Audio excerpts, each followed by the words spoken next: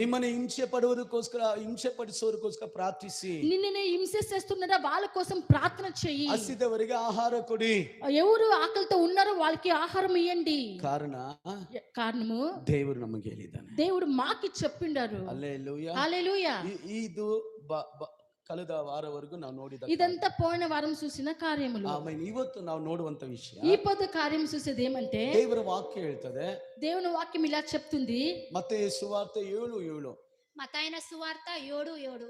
7 ನಿಂದ 11ನೇ ವಾಕ್ಯವರೆಗೂ ಓದುವುದಾದ್ರೆ, 7 ನಿಂದ 11ನೇ ವಾಕ್యం ಗಂಟ ಓದಿ.